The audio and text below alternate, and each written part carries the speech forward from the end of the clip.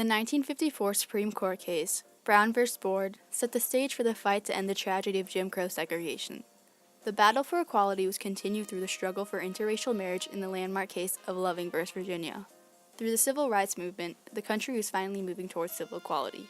Virginia was one of the few states that did not uphold the harsh Jim Crow laws. However, it was one of the last states to repeal laws against interracial marriages. Because the Supreme Court viewed marriage as one of the basic civil rights of man, they awarded the Lovings with the triumph of not only their love, but also justice for the future of citizens, and was influential for the new fight for same-sex marriage. Due to the victory of the case, interracial relationships slowly became more accepted throughout society and outlawed all other anti-miscegenation statutes. I'm still not a political person, but I'm proud that Richards and my name is on a court case that can help reinforce the love, the commitment, the fairness, and the family that so many people, black or white, young or old, gay or straight, seek in life. I support the freedom to marry for all. That's what Loving and Loving are all about. Mildred Loving, 2007.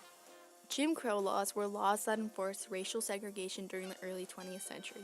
After the laws were enacted, those who were affected challenged the discrimination by bringing their cases to court. Plessy v. Ferguson was one of the first Supreme Court cases to make a difference in the laws for Black Americans. The case was determined in 1896, just a few years after the Jim Crow laws were passed. The decision created the phrase, separate but equal. This meant that segregation was socially accepted, as long as the facilities were equal in quality. The Plessy v. Ferguson case started to disintegrate the Jim Crow laws. From 1887 to 1892, 9 states passed laws requiring separation on public locations, such as streetcars and railroads. Brown v. Board, the 1954 U.S. Supreme Court decision, outlawed racial segregation in public schools. This was a step forward for Black Americans because their equal quality accommodations were nothing like the strictly white schools.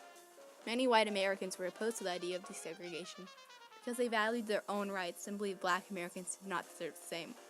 The opposition caused groups such as the KKK to form to resist the acts towards integration. Previous legislation, such as Jim Crow and state laws, had impacted the negative views on racial differences until civil rights leaders acted to make reforms and start movements.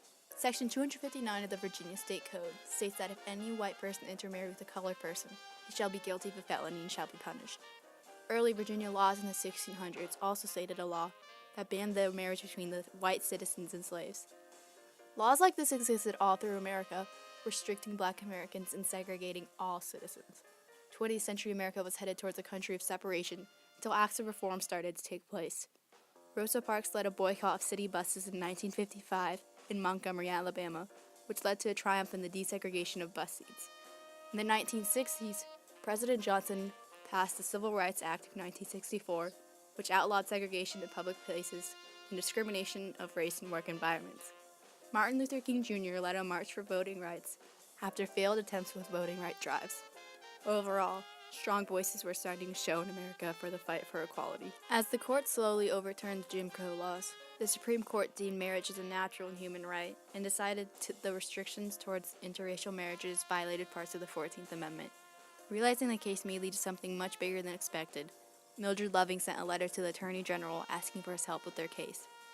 As he wasn't able to help, he referred the Lovings to the American Civil Liberties Union, knowing they would gladly provide the Lovings with a highly qualified lawyer to represent them in court. Bernard Cohen and Philip J. Hirschkopf were the main lawyers who presented and argued for the Lovings in both the local and the Supreme Court. Skinner v. Oklahoma, a Supreme Court case which helped pave the argument for the Lovings, allowed the courts to view marriage as one of the basic civil rights of man. Another part of the argument for the Lovings was that anti-miscegenation laws violated the 14th Amendment, and their marriage was to be protected under the Equal Protections Clause. The clause states, "No state shall make or enforce any law which shall abridge the privileges or immunities of citizens of the United States, nor shall any state deprive any person of life, liberty, or property without due process of law, nor deny to any person within its jurisdiction the equal protection of the laws." This section of the amendment is direct protection of all people under the law and requires states to practice equal protection. The Equal Protection Clause is critical to the security of equal rights. After the Brown v. Board decision, the country entered a time of change and greater acceptance of racial fairness, though many states, such as Virginia, continued to uphold these anti-miscegenation statutes. Some of these statutes included the racial integrity laws, which were passed by the General Assembly to protect whiteness against what many Virginians perceived to be the negative effects of race mixing. One example was the one-drop rule. which was used to determine someone's race in the eyes of the law. If someone had one drop of African American or Native American heritage, they were considered a Black American. This further segregated the state of Virginia. When presented in court, the judges declared the Lovings to have violated Sections 258 and 259 of state codes. Overall, the Virginia Supreme Court of Appeals ruled the sections constitutional, but suspended the conditions because they were unreasonable. When Cohen and Hirschkopf presented the Lovings in front of the court, they stated the Virginia statute sections 258 and 259 were inconsistent with the 14th Amendment. Loving v. Virginia was a landmark case because of its effect on the acceptance of interracial marriage both within society and the law. The Supreme Court unanimously decided that Virginia's anti-miscegenation laws were unconstitutional under the 14th Amendment. This not only was a triumph in Virginia, but also 15 other states that invalidated their laws against interracial marriage. Americans, however, did not accept this change in society for years to follow. Many judges in the southern states continued to refuse to issue marriage licenses to interracial couples. Lovings, however, still faced penalties for going against the state code. They could not return to the state of Virginia for 25 years as a married couple. Their case, however, was suspended and they were awarded with a triumphant win over the courts. After the triumph for justice over the Lovings case, the fight for same-sex marriage began. Cases for the same-sex marriages were parallel to those of interracial couples. In 2015, the court case Obergefell v. Hodges argued for equality with same-sex marriage. It was decided that same-sex marriages was protected under the same legislation as those for interracial marriages. As said in the court case, marriage is one of the basic civil rights of man, fundamental to our very existence and survival.